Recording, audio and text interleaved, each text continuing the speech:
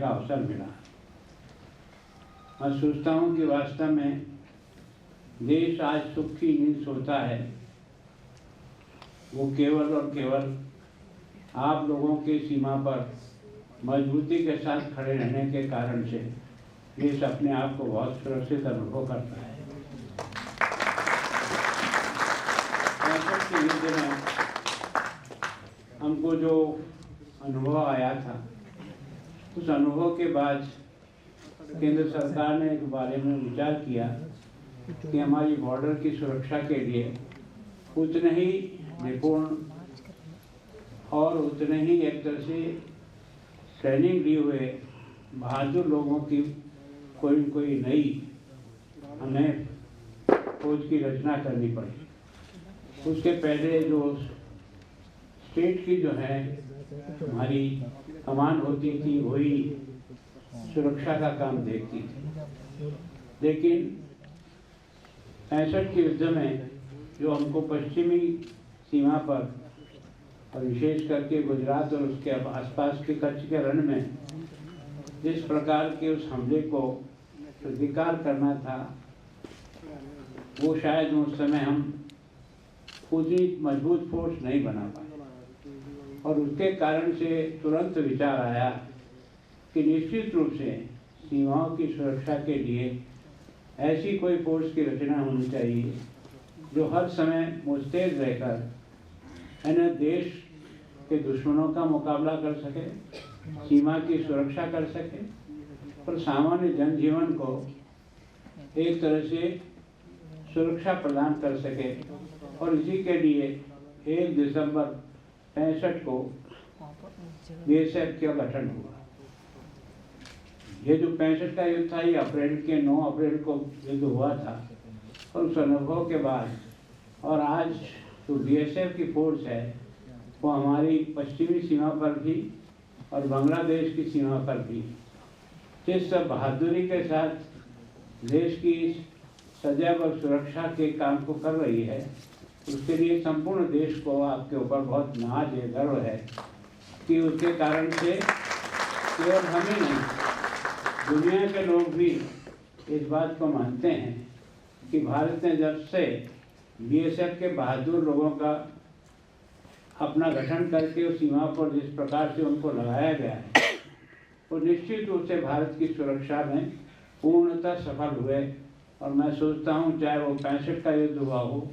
चाहे वो 71 का युद्ध हुआ हो, चाहे कारगिल का युद्ध हुआ हो और चाहे अभी अपने ऑपरेशन सिंदूर हुआ हो, जब भी ऐसा अवसर आया उस समय हमारी बीएसएफ ने जिस बहादुरी के साथ सीमा की सुरक्षा की और लोगों को अपनी सुरक्षा और जान माल का जो कुछ नुकसान होना था उससे जो बचाया है, उसके लिए पता नहीं कितने ही लोगों ने अपनी जान गंवाई। बीएसएफ के उन बहादुर जवानों का इनकी विशेष उपलब्धि रही, उनका सम्मान समारोह अलंकरण उनको प्रदान करने का मेरे को भी अवसर मिला। मैं अपने आप को बहुत ही भाग्यशाली समझता हूँ। विशेष करके यहाँ के अधिकारी संतोष जी ने मुझे भी यहाँ आमंत्रित किया और मैं जानता हूँ कि जब से बीएसएफ का गठन हुआ है 65 में, पाकिस्तान के साथ 65 का जो अप्रैल में युद्ध हुआ था, उस समय के पहले हमारी जो स्टेट की फोर्स होती थी वही बॉर्डर की सुरक्षा करती थी। और उस समय ये अनुभव हुआ कि हमें बॉर्डर की फोर्स भी इतनी वेल प्रशिक्षित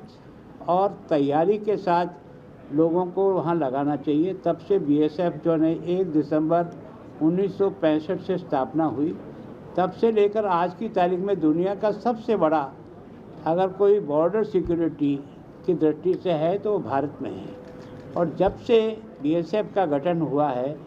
देश एक तरह से अपनी सीमा की सुरक्षा करने में बहुत सफल साबित हुआ है। उनके बलिदान के कारण से, उनके समर्पण के कारण से और उनकी मुस्तैदी के कारण से भारत को बॉर्डर की दृष्टि से आज काफ़ी सुरक्षित माना जाता है। जब भी युद्ध हुआ है तो बीएसएफ ने अपनी बहादुरी से देश का मान और गौरव बढ़ाया है। हमेशा से इनको पुरस्कृत करते रहे। आज भी इस अलंकरण से 23 लोगों को पुरस्कृत किया है, लेकिन अब तक बीएसएफ के 1300 से अधिक लोगों को विभिन्न प्रकार के मेडल देकर के सम्मानित किया गया है। तो मैं सोचता हूं कि इस सम्मान से उनका तो सम्मान होता ही है, लेकिन उनकी बहादुरी और कर्तव्य परायण का भी सम्मान होता है, जिसको देख करके बाकी लोग भी इसी रास्ते पर तेज़ी से आगे बढ़ने का प्रयास करते हैं। ऑपरेशन सिंदूर में बहुत अच्छा काम, ऑपरेशन सिंदूर में बहुत अच्छा काम हुआ और उसके कारण से एक तरह से पंजाब, जिसके 6 ज़िले बॉर्डर से मिलते हैं और लगभग 553 किलोमीटर की हमारी बॉर्डर की लाइन है। मैं सोचता हूं कि उस समय जिस प्रकार की स्थितियां बनी थी कि मिसाइल चल रही हैं, ड्रोन चल रहे हैं, वो चल रहा है, लेकिन उन सब से और आमने सामने हैं। बाकी बॉर्डर पे कुछ दूरी भी हो सकती है, हमारी सीमा तो बिल्कुल एक दूसरे के सामने, हम इधर खड़े वो उधर खड़ा है। ऐसे समय में भी है ना, जिस बहादुरी के साथ, मुस्तैदी के साथ वहाँ खड़े रह करके जो हमको सफलता दिलाई, उसका श्रेय उनको निश्चित रूप से मैं अकेला नहीं, सारा देश और हिंदुस्तान की संपूर्ण जनता जो है उनका बहुत ही मान सम्मान और उनकी बहादुरी का हमेशा तारीफ करती है। सर 50 किलोमीटर का जो दायरा बढ़ाया गया उससे फायदा हुआ है बीएसएफ को बढ़ाने, पंजाब पुलिस के साथ मिलकर काम कर रही है 50 किलोमीटर। बॉर्डर के दृष्टि से मैं ऐसा मानता हूँ, मैंने 6 ही जिले बॉर्डर के मैंने देखे हैं, तो वहाँ की पुलिस के साथ भी, वहाँ की आर्मी के साथ भी, बीएसएफ के साथ भी और लोकल जनता के द्वारा भी और रिटायर्ड फौजी जो उस एरिया में रहते हैं उनके द्वारा भी आपसी सामंजस्य से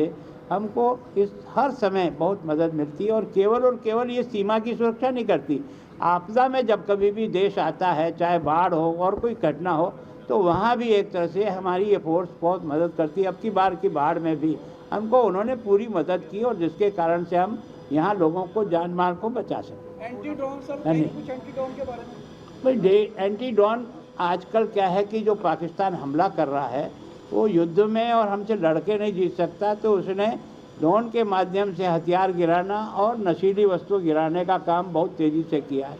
और उसको हमने पकड़ा भी है और एंटी ड्रोन सिस्टम से भी हमने गिराए भी हैं और उनके ड्रोन को हमने एक तरह से अपनी सीमा में गिरने के बाद उनको पकड़ा, उनको इकट्ठा भी किया। धन्यवाद।